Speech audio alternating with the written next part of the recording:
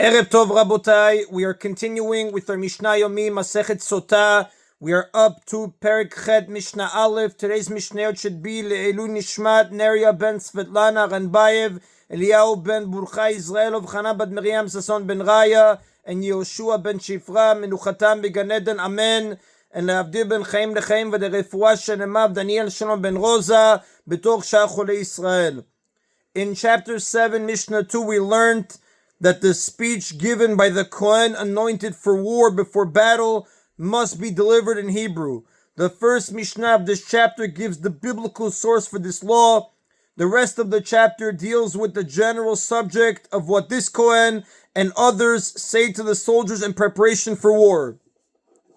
This procedure is described in the Torah in Sefer Dvarim, chapter 20, verses 1 through 9. Now, Mishnah Aleph gives the source again for the last law of chapter 7, Mishnah 2, that the Kohen anointed for war must use Hebrew for the speech he gives to the soldiers before they go into battle. The Mishnah begins, Mishuach Milchama, the Kohen who was anointed for war, Bishash Medaber La'am, when he spoke to the nation, B'lishon HaKodesh Medaber, would speak in the holy language in Hebrew, Shenemar, because it is stated in Dvarim, chapter 20, verse 2, Vaya Kekaravchem el milchama v'nigash Kohen. It shall be when you draw near to the battle, the Kohen shall approach. Ze Kohen mishuach milchama, which refers to the Kohen anointed for war. V'diber la'am, and he shall speak to the people. B'lishon HaKodesh, which teaches that he must speak in the holy language. The verb daber, speak, appears both here and in connection with the giving of the Torah in Dvarim, chapter 19, verse 19. Shemot, chapter 19, verse 19. The use of the same verb in both places creates a Gzera Shava, which teaches that just as Hebrew is used in the giving of the Torah, so must it be used in the Kohen's speech before battle.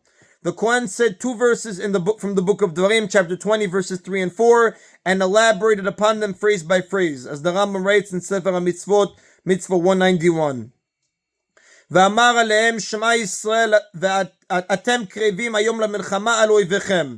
The Torah states, and he, the Kohen anointed for war, shall say to them, Hear, O Israel, you are coming near this day to the battle against your enemies. Velo al achechem. To this the Kohen added, against your enemies and not against your brothers. Obviously, every war is fought against enemies. The verse means to underline the difference between a war fought against real enemies and the one fought against other Jews. Lo Yehuda al Shimon, for example, this is not like the tribe of Yehuda fighting against the tribe of Shimon. Velo Shimon al Binyamin, and it is not like the tribe of Shimon fighting against the tribe of Binyamin. Shem tiplu bi'adam yachemu alechem, who if you fall into their hands will have mercy on you. Kemash shenemar, as it is stated regarding a battle between the southern kingdom Yehuda and the northern kingdom Israel. Vayakumu Nashim asher nikvu b'shemot, the men of Israel who had been mentioned by name arose. Vayachaziku b'shivya, and they took the captives of Yehuda. V'chol ma'arumehem ilbishu min hashalal, and all who were naked among them they clothed from the spoil. V'albishum vayanilum vayachilum vayashkum vaysuchum, and they clothed them, meaning they clothed them is repeated to teach that the men of Israel clothed the people of Yehuda not only with clothes seized during the battle, but also with clothes of their own. And they gave them shoes, and they gave them food and drink, and they anointed them. Vaynahalum b'chamorim l'chol koshel, and they mounted on donkeys all those who stumbled, all those who were unable to travel on foot. Vayvi'um Yericho ira temarim etzalachehem, and they brought them to Yericho, the city of palms, to their brothers. Vayeshuvu Shomron, and they, the men of Israel, returned to Samaria. The men of Israel were compassionate toward the Yehuda captives, since both sides belonged to the Jewish people and were not committed enemies. This happened after Pekach ben Remalyahu, king of Israel, the northern kingdom where the 10 tribes lived, defeated Achaz, king of Yehuda, the southern kingdom where the tribes of Yehuda and Binyamin lived. The soldiers of Pekach's army had captured many Judeans. When they returned with the captives, the prophet Oded rebuked them for having captured fellow Jews. Accepting Oded's words, they released the captives, clothed them, and fed them, anointed their skin with oil, and brought them back to their brothers in Yericho. However, you are going to war against your real enemies, who, if you fall in their hands, will not have mercy. The Kohen said this in order to encourage the soldiers to fight harder, so that they would defeat their enemies and not be captured. The Kohen continued with the next part of the first verse, Al yerach levavchem al tiru v'al tachpezu v'gomer. Let not your heart be faint, do not be afraid, and do not panic, etc., and do not be broken. Each of these phrases refers to something that an army would use to scare its enemy. Al yirach levavchem mipnei tzaolat susim v'tzichzuach charavot. Let not your heart be faint from the neighing of horses and the flashing of swords. Al tirau mipnei agafat tirisin v'shifat hakaligasin. Do not be afraid of the clashing of shields, meaning in order to inspire fear, soldiers would bang their shields together to make a tremendous noise. This would terrify their enemies, making them think that a great army was upon them. Do not be afraid of the clashing of shields and the many kalgasin, a type of weapon, a rod with a curved end that was used to smash rocks, making the splinters fly toward the enemy. Al tachpezu mikol kiranot. Do not panic from the sound of horns. Al ta'atsu mipnei kol tzevachot. Do not be broken by the sound of the enemy's shouts. The Kohen continued with the next verse. Ki Adonai Elohechem ha'olech imachem. For it is Hashem your God who goes with you, etc. Hen ba'in b'nitzchono shel basar v'dam. To this the Kohen added, our enemies come with the power of flesh and blood. V'atem ba'in b'nitzchono shel makom. But you come with the power of the Almighty. Pelishtim ba'u b'nitzchono shel Goliath. The Pelishtim came with the power of the champion Goliath. What was his end? The sof nafal becher v'naflu imo. In the end, he fell by the sword and they fell with him. Shaul HaMelech and the Jewish army were assembled opposite the Pelishtim army. Every day for 40 days, the giant Pelishti warrior named Goliath went out to mock the king in Israel and blaspheme God. All feared to fight him until David went forward with just trusting God and a slingshot. David killed Goliath with a slingshot, took Goliath's sword and beheaded him, and upon seeing the death of the hero, the Pelishtim ran away, as it describes in the book of Shmuel, book 1, chapter 17. Bnei Ammon ba'u b'nitzchono shel Shovach. The Ammonites came with the power of their champion Shovach. Me'aya sofa. What was his end? The sof nafal becher v'naflu imo. And then he fell by the sword and they fell with him. Hadarezer, king of Aram, gathered an army to fight King David. At the end of this army was a fearsome warrior named Shovach, as the Gemara says on page 42b, Masechet Sotah. With God's help, David defeated them and killed Shovach, as it describes in the book of Shmuel, book 2, chapter 10.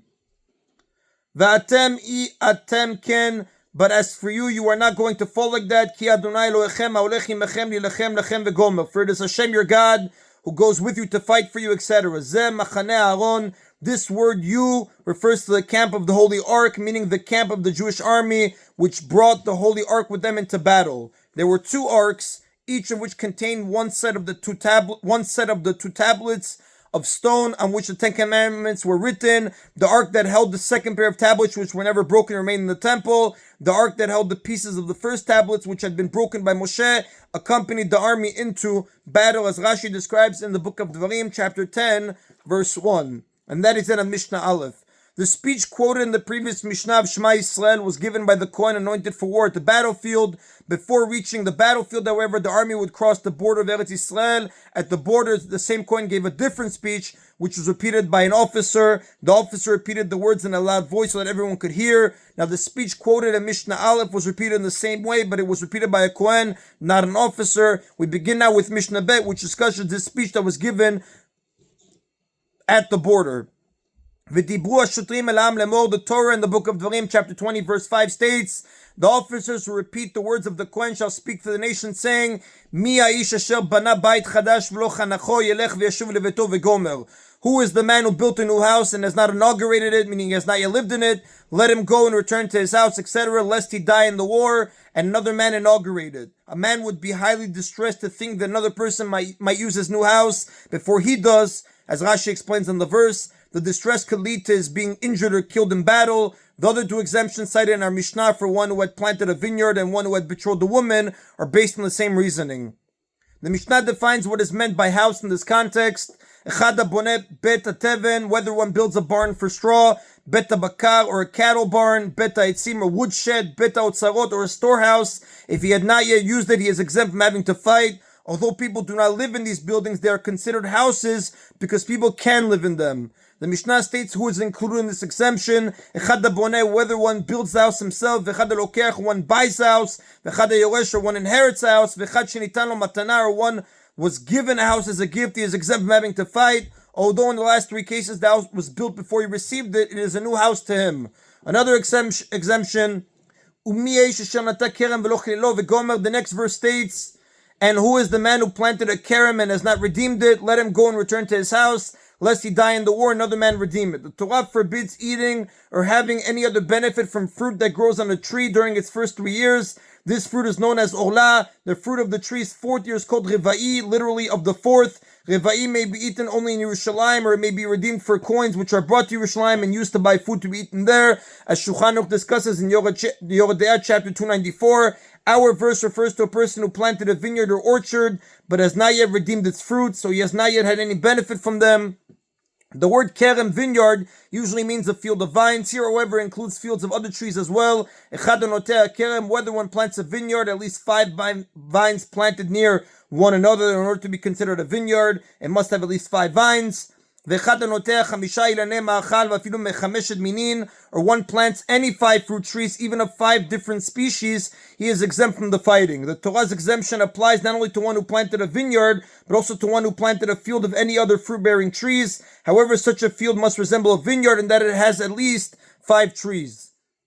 The Mishnah states one who is included in this exemption, whether one plants the vines or trees, or one layers them, or one grafts them, or one buys a vineyard, or one inherits a vineyard, or one was given a vineyard as a gift, he is exempt from the fighting. Now, just to explain the words, mavrich, when we said layering means bending a branch into a U shape and burying the middle part in the ground with the end sticking out. When the buried section takes root, it is cut from the tree and a new tree is formed, as the Rashbam explains in Baba Batra, page 83a. Grafting is the process of taking a soft young branch that has been removed from one tree and inserting it into a hole in the side of another tree. Over time, it takes root in the second tree, but has the quality of the tree from which it came, so it's deemed a new tree. A third exemption, the next verse states, who is the man who betrothed the woman and has not taken her in nisuin? Let him go and return to his house, lest he die in the war, another man take her. Now the Mishnah states who is included in this exemption. Echad amares, the betula, whether one betroths a virgin, vechad amares almana, or one who betroths a widow or any woman who is not a virgin, afilu shomeret yavam, or even a yavam who is bound to a woman waiting for the yavam. Now, although the yavam is not married to the yavama, he is attached to her in the sense that she may not marry anyone else without chalitza, and this is enough to exempt him from going to war. If there is more than one yavam, they are all exemptions. She may not marry anyone except one of them, as the Rambam writes in Echot Melachim, chapter 7, Halacha 7. Even if he just heard that his brother died in the battle, his brother died after the battle began, making him a yavam, chozeru balo, he returns and comes home and does not have to fight. Ordinarily, a man who betrothed a woman after the battle began is not exempt, so that people do not use this as a way to avoid fighting. This man, however, is allowed to return home because he did not do anything to make himself as exempt, as the Kesed Mishnah writes in Rechot Melachim and the Rambam, chapter 7, Halacha 7. Now, the Mishnah limits all of the 3 exemptions: one who built a house, one who planted a vineyard, and one who betrothed a woman. Kol elu, all these people who are exempt. Shomin divrei kohen ma'archei menchama. Hear the words of the Kohen that are spoken to the battle ranks, v'chozrin, and then they may return. Meaning, they have to travel with the army to the border, where they hear the Kohen speak, and only then may they leave. And even then they're not completely exempt from the war effort. Rather, they supply water and food to the troops, and repair the roads for the passage of the army. When the verse states, let him go and return to his house, it does not mean literally that he goes home. He leaves the battlefield and assists behind the lines for as long as required, as Rashi explains on page 43a in Masechet Sotah. And that is the Nabotai of today's Mishna Yomi. Baruch Adonai Le'olam. Amen v'amen.